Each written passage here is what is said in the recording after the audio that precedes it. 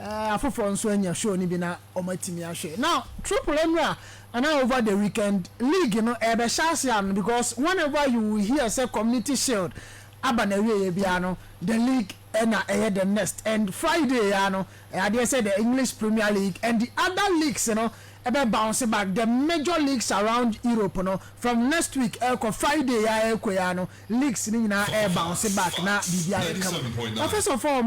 Mirror preseason games in the Kakan about community shield. No, I heard Oliver Glasner how was here evolving any team Crystal Palace to become one of the best say English football. And matches need because but Chelsea triple Chelsea Football Club Nendra Emma AC Milan 4. Now I never can say this is an AC Milan side. Financially omunye stable omuntimi top players are omope enempo omuye a team where they are under a new coach afenwaba in Openyi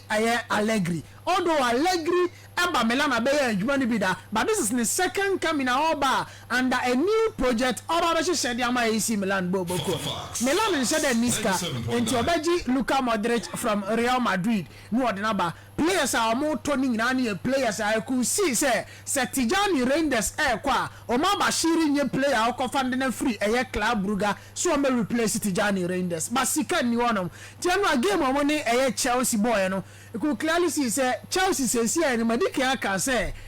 in the last since Omubo Premier League and the only team I share Chelsea is Flamingo and after Flamingo share Chelsea Oman dismantle a lot of teams the top clubs in Europe now only Chelsea bar Omo brace on betimi contain the pressure Chelsea team nedeba and Emma was no exception. Yes, starting game now just under 5 minutes Chelsea and the first goal. Game na Chelsea has started on mobile. Chelsea game build up from the back. See almost pure ball anyhow almost see quick transitions when the need arises I just say Chelsea team na nkasa na openye friend Enzo Maresca now oyade said ne ideas ne philosophies our person boys ni adapt and kaka mo adapt to the system and as started alpha at the moment because winning 2 titles and in the preseason Osha Bayer Leverkusen by 2-0 dominating and then we are watching AC Milan are dominating our game ni musa among 4-1 it is a Chelsea team nkaka they are building themselves up for the season ever and they are gaining momentum and confidence ahead of the Premier League season. Enzo Maresca's second full season at Chelsea and the glimpses are starting show in the early stages preseason games you get prepare your team your game plan your system a person about ahead of the season and how you execute the plan and you could see say PSG and I say Chelsea team and you must start here FIA pa anymore but Chelsea team na nkasa that one their main threat is their attacking third so with Chelsea attacking third now we players are Omato and open friend Enzo Maresca their ubehunu baako and say coach when you coach are versatile attackers and answer forwards and the unknown attackers now autono say see when attackers are all Chelsea team anymore you will talk about Jimmy Bino Gittins about William Estevao Jr. about João Pedro about Pedro Neto. There are a lot of players with Chelsea attacking third or Cole Palmer Munano and Chelsea attacking third about their players are versatile. Any one of no baby out these players will be Biano with the exception of Liam Delapa because of all the attackers at Chelsea was here on or bought as a center forward any traditional position the rest can operate our any one baby out in the Bejana and another catcher say with William Estevao there any one of no 5 different positions and with different formations and we bet me about the amount same way Kopama so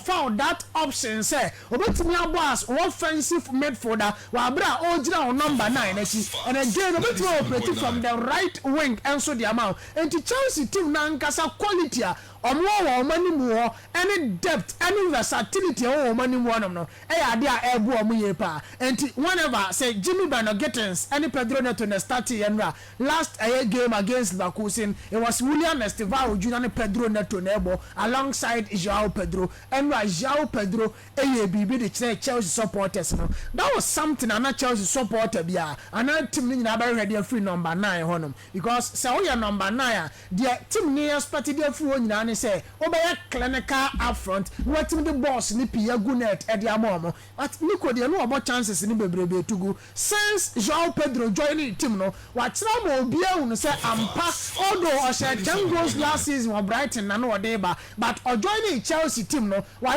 prolific ni goals now all share no e say or striker or crowd out strikers instinct or running into space and tell no when go no share na baby o free that pem ball in the control net no e say this is a striker so man chances ni bebreba obetimi a lot at to net the amount and to win the Premier League you will need strikers of Joao Pedro's nature you will need strikers of Liam Delap's nature Delap so by and goals no share that my but then from the bench when you go so team benya the first goal now team share na and trademark go out tashe last season for Ipswich or share that same goal with the new London Olympic Stadium against West Ham or striker ball ni ban nchen on beblebe and san wa ball na she or precise and to ball ni bedru no no or tam ball in the tonet by Joao Pedro one player I see some Drogba traits ewonimu because it's already game against Fluminense our boy in the Club World Cup against Fluminense the 2 goals now share and we go our sign babenya ya clearly a striker or bet a lot of numbers whenever midfielders able providing the services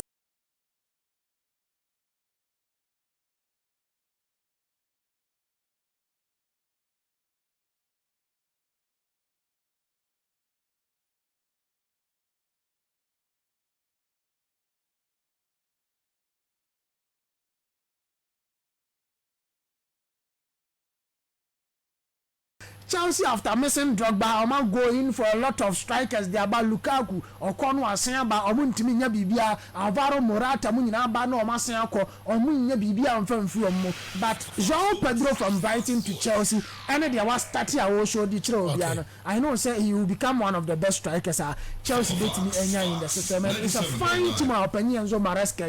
next week or against Crystal Palace what the AC Milan to the level or the PSG to the level what sheba for Leverkusen yemo abaso for more performance so far or more than a pre-season and the season ahead Enzo Maresca yejuma and he deserves all the plaudits I say the man because obaba jejuma a lot of us eka say on new coach as we ja Mauricio Pochettino kwaya o confer a championship coach na but oba what tresa ampa with time and patience obetimi yejuma ampa was starting our yejuma the moment the first season already 2 titles and the pre-season when actually say he is one of the favorites for the English Premier League hereby born next week here starting trouble I had say community shield number so 97.9 Crystal Palace winning against Liverpool on penalties 3-2 game no say unya bi hwe ya it was a game ana kwa say Liverpool new guys no then omo dey ba because English Premier League when you dey more makwa abawom anti Florian Wirtz Milos Kerkesh Jeremy Frimpong who go Ekitike no dia na omo wa you expecting from free omo for Liverpool to be in the Premier League and Enra they were the brightest spot in the Liverpool team with the exception of the new guys the rest of the players Shada so more that much fitness as a bit rusty most especially Liverpool defense na dia na ne makoye crowd more and Crystal Palace actually they are in domestic titles because in over 70 years of our club history no money title bia but Oliver Glasner Etimi winning the FA Cup beating Man City was signed so beji the Community Shield beating Liverpool honum and just Oliver Glasner one coach Oba Crystal Palace ya dey say Oba for Palace wa bra no mo ahunye here mo they were battling for relegation now after 2 seasons or the Crystal Palace team no AGL FA Cup asan so age community shield that one the best two teams ever Premier League in the last 5 seasons in Liverpool and Man City. And or one coach you coaches in the types I don't know or you coaches are they build team no much they can't win titles for you. They will build the team for you. For other coaches or more that winning mentality number for their titles amount. And to Marcelo Bielsa, he is one coach that type of coaches are build the team the two of them at the mount. Abraham Mauricio Pochettino, he is one of those coaches or build the team but a do team me picks one fanya niama on team fanya and President Mikel Arteta and Swaya Diachne or Arsenal. He is gradually becoming one of those coaches or build the teams but need that winning mentality so make magic titles. But Oliver Glasner offer these two options or build the team now. No assign so the other titles amount. And 3 days at Frankfurt 2022 or build a very fine team for a team of a friend of Frankfurt assign the Europa League in the Maomo. Now at Crystal Palace are all by no battle relegation or by and wabe you of relegation threatening size in him and Romanji FA Cup not qualifying for Europe. And again ahead of the season Super Cup England was the league champions in Liverpool at the title. So these are the coaches are almost shut down any limelight in movie because media hype in Roman chain, but and they execute their plans so well and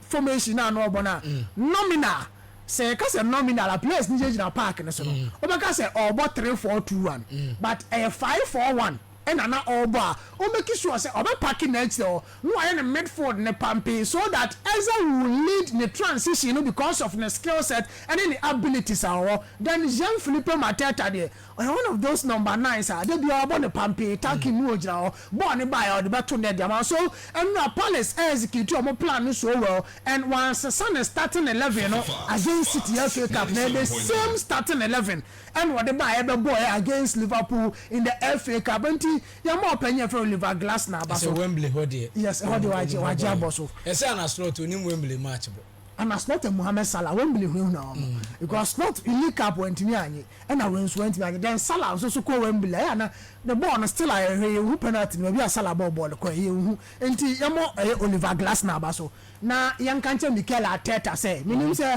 every go benya sa image na maya 6 seasons in Mikel Arteta win FA Cup no Community Shield there be Netflix we are on the first phase of the team building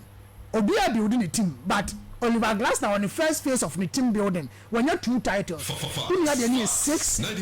phases so we're doing the 6th phase of the team building still a FA Cup any competition no so you should back up me makasa say Mikel Arteta and team are winning league this season or Arsenal jana kwan oni no cause bia so site na Arsenal team for anything because they all pay bia omo the amount but still until me adwuma ne mfama minimum sense in there 1 minute na nka menwie na me monitor fama Crystal Palace ya dimoti omo do ma free Europa League e do mo Conference League or do ma FA Cup and o win FA Cup automatically o qualify say obebo Europa League but it's an a multi-club ownership TV go there fan trade and to so it's a multi-club ownership ninti I dare say Crystal Palace now will not play in the Europa League but they will play in the Conference League didn't ya omo owner a friend John Tester onim say John Tester na 45% share our Crystal Palace team nim on one so assign owner the Olympic Lyon and in UEFA rules no multi-club ownership say oye nipa ba ko a ukra clubs me na now your company ba ko a ukra clubs me no a omo compete the same UEFA organized competition and now the other thing is Lyon are qualified for Europa League Samson and Crystal Palace were qualified for Europa League by winning the FA Cup and there was the need to say didn't me abane and I see a Dimoti Palace at the Conference League in say as of March and I UEFA for the buy say more multi-club ownership teams mo hwa mo betimi ahia ewo the same European organized competition by UEFA no mo submit mo niam e kire se ona na se company na okura two teams no we jai ba ko di ato na ma obi afa. Okay. But Palace am fane dia na anko till June because mo GFA FA Cup no me. No mo ni se o betimi aduru ho. Okay. Enti June no mo submit ya se John Tester aton ne shares no. John Tester aton ne shares ne dia ma the new jet owner. And omo the course at time na omapa the time limit e dem omo so omo fa sa ade ne mra. Okay. And now Palace will go into Europa League. Na team aye friend Nottingham Forest Nottingham bebo Europa instead na of conference. Okay. Nti omo sesa omo shebre. Yes.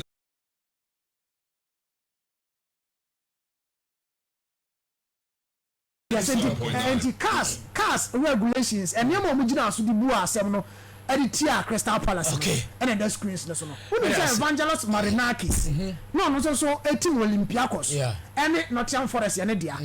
But on diluting the shares are a one Nottingham Forest. Because we dilute and you say we yin inside the free Edia show be inside but on one e ne dia. But as one person Forest any Olympiacos share Europa League e be demote back nti and on diluting the shares no jai de ma obi. So they are live in Salzburg. Ball group stages in our Champions League. Even last season, over Man City in Girona, they are under the same organization. May I say, and the Carol and what's